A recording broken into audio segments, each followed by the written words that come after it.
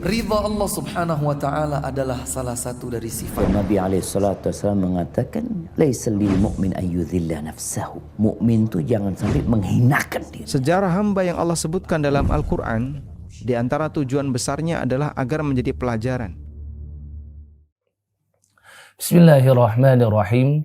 Assalamualaikum warahmatullahi wabarakatuh. Alhamdulillahi rabbil alamin. Wassalatu wassalamu ala ashrafil anbiya'i wal mursalin, rasulina wa nabiyyina Muhammadin wa ala alihi wa sahbihi ajma'in. Amma ba'du. Ikhwatal iman rahimani wa rahimakumullah. Di antara zikir yang sangat penting untuk kita baca adalah zikir dan doa yang sifatnya harian, yaitu agar supaya kita setiap harinya, setiap waktunya, setiap menit yang kita lalui senantiasa ingat kepada Allah Subhanahu wa ta'ala, sehingga betul-betul kita mengamalkan firman Allah Subhanahu wa ta'ala, inna salati wa nusuki wa mahyaya wa mamati lillahi rabbil alamin. Tidak hanya salat yang untuk Allah, tidak hanya sembelihan kurban yang untuk Allah, namun juga betul-betul kehidupan dan kematian itu milik Allah Subhanahu wa ta'ala. Maka untuk mengisi kehidupan kita dengan ibadah kepada Allah Subhanahu wa ta'ala, Allah berikan beberapa zikir dan doa yang bisa kita panjatkan setiap harinya, setiap kita beraktivitas. Maka zikir yang pertama adalah yaitu doa ketika seorang manusia baru bangun dari tidurnya, dan ini diajarkan oleh baginda Rasulullah sallallahu alaihi wasallam.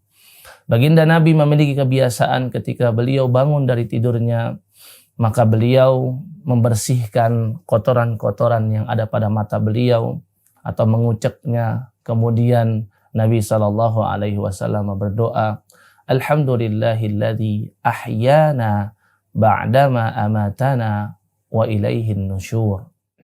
Yang pertama yang perlu diperhatikan adalah riwayat hadis ini adalah sahih datangnya dari Rasulullah sallallahu alaihi wasallam. Karena kita ingin memastikan setiap doa yang kita baca betul-betul sahih, bersumber dari Rasulullah sallallahu alaihi wasallam, agar dijamin bahwasannya doa ini diterima oleh Allah Jalla Jalaluh. Hadis ini terdapat dalam kitab Sahih Imam Al-Bukhari dan Imam Muslim dari jalur sahabat yang bernama Hudzaifah ibn al-Yaman radhiyallahu ta'ala anhu, dan di beberapa riwayat lain datangnya dari sahabat Al-Barra bin Azib radhiyallahu ta'ala anhu. Maka keduanya bercerita, idza qama, jika Rasulullah sallallahu alaihi wasallam bangun dari tidurnya, maka beliau membaca doa yang tadi. Ada beberapa faidah yang bisa kita ambil agar kita semakin bersemangat untuk mengamalkan doa yang satu ini. Yang pertama adalah ketika kita mengucapkan Alhamdulillah, ini menunjukkan kita mengungkapkan rasa syukur kepada Allah Subhanahu wa ta'ala. Dan tentunya kita tahu kehidupan seorang yang beriman hanya seputar antara dua saja, yaitu syukur dan sabar. Tatkala diberikan nikmat oleh Allah Subhanahu wa ta'ala, maka seorang yang beriman ia bersyukur. Fakana khairan lah, kata Nabi SAW, hal itu menjadi kebaikan untuknya.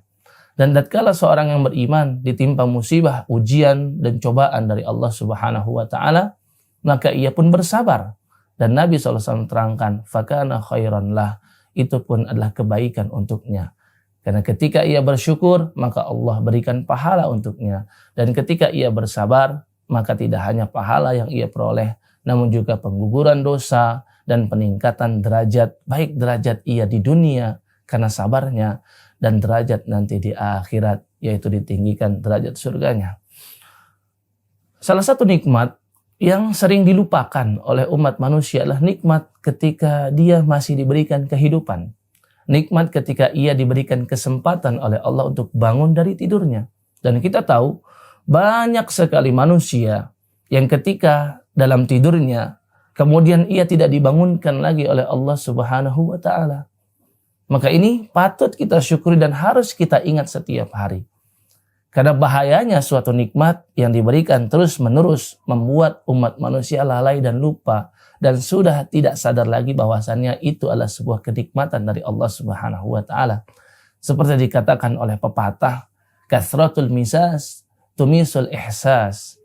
Karena seringnya interaksi maka membuat sensitivitas menjadi sudah mati. Artinya karena seringnya Allah memberikan nikmat berupa bangun dari tidur, maka seorang insan menjadi lupa bahwasanya itulah nikmat yang datangnya dari Allah Subhanahu wa taala. Yang kedua, faidahnya adalah yaitu meyakini bahwasannya segala sesuatunya sudah diatur oleh Allah Subhanahu wa taala. Semuanya sudah digariskan oleh Allah Subhanahu wa taala. Ketika seseorang tidur, maka Allah sudah menetapkan untuknya apakah tidur dia kali itu akan Allah bangunkan atau tidur dia kali itu justru tidak Allah bangunkan. Karena Allah lah yang menggenggam nyawa setiap manusia. Allah lah yang menggenggam jiwa-jiwa setiap keturunan Adam. Maka Allah Subhanahu wa taala berfirman di dalam surat Az-Zumar surat ke-39 di ayat ke-42. A'udzubillahi minasyaitonirrajim. Allahu yatawaffal anfus hina mautiha wallati lam tamut fi manamiha. Allah lah yang menggenggam nyawa-nyawa manusia ketika ia dimatikan oleh Allah, dan Allah juga yang menggenggam nyawa manusia ketika ia sedang tidur. Kemudian fayumsikul lati qada 'alaihal maut. Allah akan tahan nyawa tersebut atau ruh tersebut dari orang-orang yang sudah ditetapkan ia mengalami kematian, wa yursilul ukhra, dan orang-orang yang tidak ditetapkan kematian olehnya, maka Allah kembalikan lagi nyawanya kepada jasadnya. Dan sesungguhnya itu betul-betul terdapat tanda-tanda kebesaran Allah bagi orang-orang yang bertafakur dan berfikir. Yang ketiga adalah yaitu mengingat tentang hari kiamat. Seseorang ketika mengucapkan wa ilaihin nusyur, dan hanya kepada Allah Subhanahu wa taala ia akan kembali dan dibangkitkan, maka saat itu ia tahu kehidupan yang Allah berikan setelah kematiannya di dalam tidurnya, hal itu bertujuan agar ia mencari bekal untuk menghadap Allah Subhanahu wa taala. Karena bagi orang yang beriman, hidup itu bukan untuk mati, tapi hidup itu untuk Allah Sang Maha Hidup. Dan justru kematian itulah menjadikan dia menjadi bisa hidup yang lebih panjang, kehidupan yang abadi, yaitu di alam akhirat sana, di surga firdausnya Allah Subhanahu wa taala. Mudah-mudahan kita semua bisa menjadi hamba-hamba Allah yang senantiasa bersyukur ketika kita bangun dari tidur kita, dan mudah-mudahan Allah mampukan kita semua dalam kehidupan kita untuk mencari bekal menghadapnya di yaumil qiyamah kelak. Amin ya rabbal alamin. Subhanakallahumma bihamdika asyhadu an la ilaha illa anta astaghfiruka wa atubu ilaik. Wassalamualaikum warahmatullahi wabarakatuh.